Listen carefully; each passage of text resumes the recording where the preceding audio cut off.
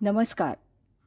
स्वामी कृष्णानंद लिखित शुक उवाच या ग्रंथाचं वाचन आपण ऐकत आहोत. आज या ग्रंथातील नागपूरचे मोहनबुवा कुबेर यांनी लिहिलेल्या लेखाचं वाचन ऐकणार आहोत. हितगुज शुक उवाच. पिबत भागवतं रसमालयं मुहुरहो रसिका भुवि भावुकाः. श्रीमद भागवत हा शब्दच मुळी कलियुगात जीवाचा तारक नाचक आहे. प्रत्येक युगात जीवाचं तारण होण्याचे विविध मार्ग सांगितले आहेत. प्रस्तुत युगातला जीवतारणाचा महामार्ग श्रीमद भागवतात सांगितला आहे. ज्ञान, भक्ती, वैराग्य ही परमार्थाची त्रिसूत्री आहे.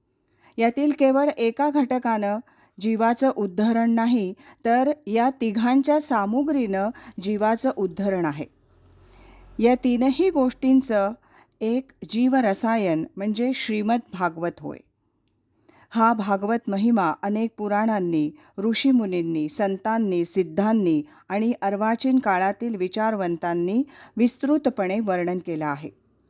परंतु हा परमार्थ विचार कुणासाठी? सर्वसामान्य प्रत्येक जीवाला आपल्या उद्धाराची जाणीव असते का? सभोवती असणाऱ्या जगाकडे पाहिलं असता जीव केवळ विषयोपभोगात देहबुद्धीनं पूर्णतः बुडाले आहेत हेच वास्तव प्रत्ययाला येतं. माईक गोष्टीत संपूर्ण गुंतलेल्या जीवांना स्वकल्याणाचा, मुक्तीचा विचार सुचत तर नाहीच, उलटपक्षी तो वृथा किंवा निरुपयोगी वाटतो. हा संतांचा अनुभव आहे. हरिदास गर्जती हरिनामाचे कीर्ती, न ये माझे चित्ती नामा म्हणे. अशा बद्ध किंवा स्वहित परांगमुख जीवांना अध्यात्म विचार सांगणं अनाठायी होईल की काय अशी शंका येते. कारण वृथावृष्टी समुद्रेषु वृथा तृप्तस्य भोजनम. खारट पाण्याच्या समुद्रावर गोड पाण्याच्या पावसाचा काय उपयोग? कदान्नानं ज्याचं पोट भरलं त्याला सुग्रास अन्नाचा रसास्वाद कसा घडावा? अशी स्थिती आहे हे खरं आहे. म्हणून जीवाला परमार्थ प्रवण करणारे सैद्धांतिक कारण म्हणजे पूर्वसुकृत, पूर्वपुण्य. बहुत सुकृताची जोडी म्हणून विठ्ठली आवडी. पूर्वपुण्याच्या बळानं ते बळ जसं कमी अधिक असेल तशी जीवाला स्वउद्धरणाची तळमळ लागते. हा श्रीमद भागवतात सांगितलेल्या क्रममुक्तीचा नियम आहे. या नियमानंच जीवनास सत्संग, सद्गुरू भेट, भगवत भजन, उपासनेची आवड, प्राप्ती होत असते. परंतु बद्ध जीवांसाठी कोणता उपाय करावा याची योजना करावी लागते. त्या योजनेतील प्रमुख साधन म्हणजे पुराणकथा. पिबत भागवतं रसमालयम. जीव मानवदेह धारण करून ज्या प्रकारचं सुखदुःखात्मक जीवन जगतो त्यात काहीतरी अद्भुत आहे असं त्याला वाटतं. तसं घडावं आणि त्या अद्भुतातून सुखप्राप्ती व्हावी अशी त्याची अपेक्षा असते. अशा अद्भुत घटना जेव्हा लालित्यानं नटतात, विविध रसांनी रसपूर्ण होतात, त्यावेळेस त्या कथारूप धारण करतात. अशा कथा मनुष्याचं रंजन करतात आणि नकळत सुविचारांनी अंतःकरणात पेरणी करीत असतात. नेमका हाच धागा पुराणकारांनी धरला आणि भक्ती, ज्ञान, वैराग्याचं अमूल तत्त्वज्ञान या पुराणकथांमध्ये गुंफलं. ह्या कथा भगवंताच्या लीलेच्या आहेत, भक्तांच्या त्याग साधनेच्या आहेत, धर्मनीतीच्या आहेत, चिरंतनाच्या आहेत, परिणामी जीवाला ब्रह्मरूप करणाऱ्या आहेत. याचा प्रत्यक्ष पुरावा म्हणजे भागवताचे रचयिता महर्षी व्यास आहेत. वेदांचे विभाग करून अखिल ब्रह्मांडातील गूढ उकलूनही जेव्हा अतृप्ततेनं तळमळणाऱ्या व्यासांना देवर्षी नारदांनी भगवत कथा वर्णन करण्यास सांगितली, तेव्हा महर्षी व्यासांनी भागवताची रचना करून परमानंदाची प्राप्ती करून घेतली. त्यामुळे श्रीमद भागवत कथा पुराण हे पुराणांचा चूडामणी आहेत. म्हणूनच भागवत जीवाचे तारक आहे. श्रीमद भागवत कथांमध्ये तत्त्वज्ञानाच्या उपदेशांची यादी फार मोठी आहे. परंतु प्रत्यक्ष पूर्ण परावतार भगवान श्रीकृष्णानं सांगितलेलं कळसाचं तत्त्वज्ञान म्हणजे श्रीमद भागवताचा 11 स्कंध आहे. सर्वेषु गात्रेषु शिरः प्रधानम. सर्व अवयवांमध्ये जसं मस्तक हे सर्वश्रेष्ठ, तसं भागवत ग्रंथरूपी शरीरात 11 स्कंध मस्तकाप्रमाणे श्रेष्ठ आहे. कारण भागवत धर्माचं सर्वसार या स्कंधात आहे. भगवान श्रीकृष्णांनी केलेले 3 उपदेश प्रसिद्ध आहेत. पहिला अर्जुनास केलेला, सर्व उपनिषदांचे अर्करूप असलेला श्रीमद भगवद्गीता हा उपदेश, युद्ध संपल्यावर अर्जुनानं पुन्हा प्रार्थना केल्यावर केलेला उपदेश म्हणजे अनुगीता, हे दोन्ही उपदेश महर्षी व्यासांनी महाभारतात वर्णन केलेले आहेत. आणि भागवत धर्माचं तत्त्वज्ञान सांगणारा तिसरा उपदेश म्हणजे 11 स्कंधात आपल्या ज्ञानी भक्त उद्धवाला केलेला उपदेश, जो उद्धव गीता या नावानं प्रसिद्ध आहे. महर्षी व्यासांनी 11 स्कंधाच्या अध्याय 7 ते 29 अशा 23 अध्यायांमध्ये हा उपदेश वर्णन केला आहे. उरलेल्या 8 अध्यायांमध्ये अवधूतोपाख्यान, वासुदेव नारद संवादात राजा निमी आणि नवनारायण संवाद, श्रीकृष्ण निजधाम गमन इत्यादींचं वर्णन आलं आहे. त्यामुळे 11 स्कंध हा कळस स्कंध असून अत्यंत चिंतनीय आणि रसाळ झाला आहे. उद्धवाच्या निमित्तानं भगवंतांनी केलेल्या उपदेशानं सर्व साधक सिद्ध संतांना 11 स्कंधानं मोहित केलं नाही तरच नवल. भगवंताच्या श्रीमद भागवतातील प्रत्येक लीलेच्या पारमार्थिक अर्थाचं विवेचन श्रीधरांसारख्या अनेक श्रेष्ठ टीकाकारांनी आणि हरिवंश, हरिवरदा सारख्या अनेक ग्रंथकारांनी केलंय.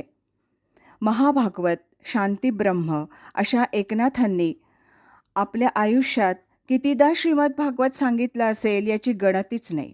परंतु नाथांचं अंतरंग रमलं ते 11 स्कंधात. हे जाणून की काय सद्गुरू जनार्दन स्वामींनी एकनाथांना 11 स्कंधावर टीका लिहिण्याची आज्ञा केली असा उल्लेख श्री एकनाथ चरित्रात आहे. त्यातील 5 अध्याय पैठण क्षेत्री आणि उरलेले 26 गंगा तटाकी काशी क्षेत्रात लिहिले गेले.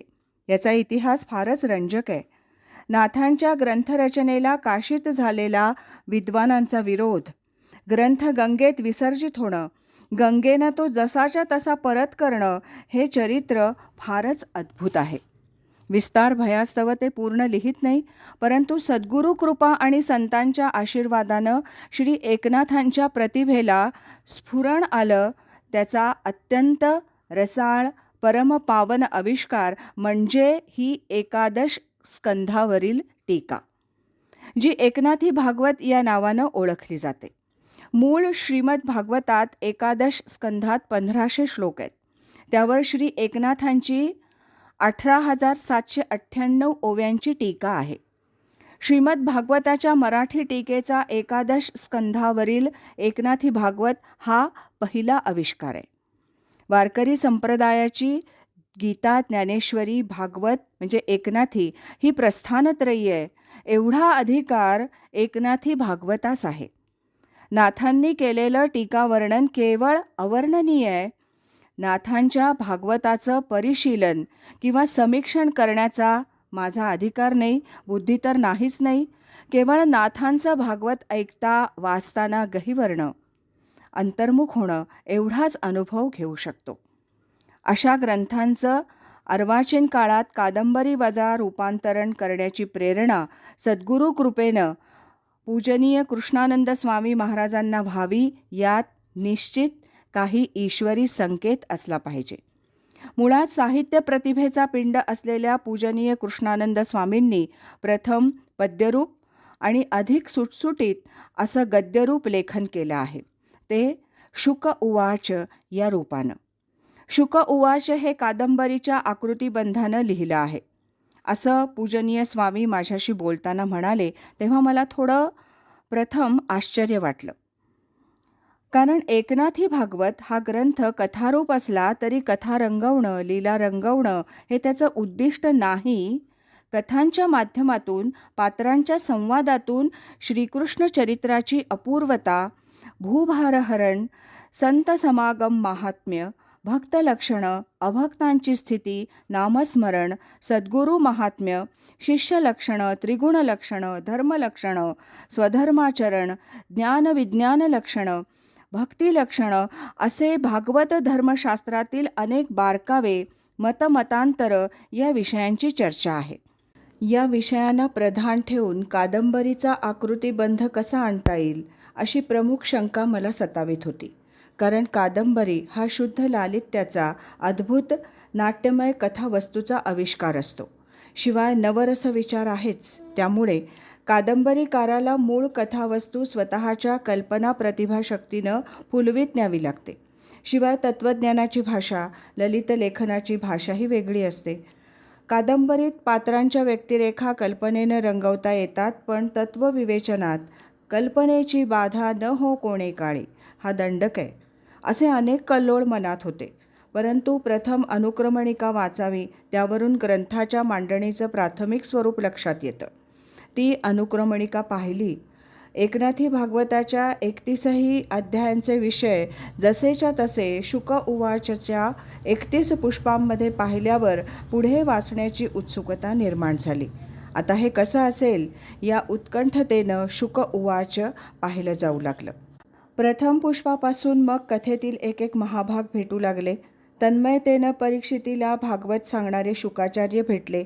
जीवाचे कान करून जीवीचे आर्त विचारणारा परीक्षिती भेटला. कृष्ण दरबाराच्या वैभवानं डोळे दिपले. ऋषीमुनींची पावन दर्शनं झाली. नाथांच्या वर्णनानं मिटलेल्या डोळ्यांवरून मोरपीस फिरवल्याचा अनुभव, तर इथं प्रत्यक्ष चित्रपट पाहतोय हा अनुभव. दोन्ही अनुभव आनंददायकच. प्रत्येक पुष्पात आलेल्या कथावस्तूचं ललित शब्दचित्र, कथेचा काळ, वातावरण, निसर्ग, ऋषीमुनींची दिनचर्या, कथेतील पात्रांचे आध्यात्मिक संवाद मनात भरू लागले. 7व्या पुष्पापासून श्रीकृष्ण उद्धव संवाद. 2 महनीय विभूती परमगहन विषयावर बोलत आहेत, पण ते बोलणं वर्तमानातलं वाटतंय. वास्तविक तत्त्वविचार हा तसा वृक्षच असतो, परंतु नाथांच्या शब्दांनी तो रसाळ मधाळ केला. शुक उवाचमध्ये स्वामींनी आपल्या अवतीभोवतीच्या व्यक्तींच्या बोलण्यात असल्यासारखा सहज केला. सर्व पुष्पातील सर्व कथाप्रसंग, अध्यात्मविचार अगदी असेच सुसंगत आणि मूळ विषयाबद्दल आत्मीयता वाढवणारे आहेत. प्रत्येक प्रसंगाचं आणि प्रमेयाचं विवेचन करणं हे शक्य नाही आणि प्रास्ताविक ही त्याची जागाही नाही. परंतु एकनाथी भागवताचं रूपांतरण आणि वापरलेला आकृतिबंध या दोन्ही गोष्टींची सांगड मात्र उत्तम बसली. नाथांनी केलेल्या तत्त्वविवेचनाचा संक्षेप झाला आहे हे खरं आणि तो होणं अपरिहार्य आहे.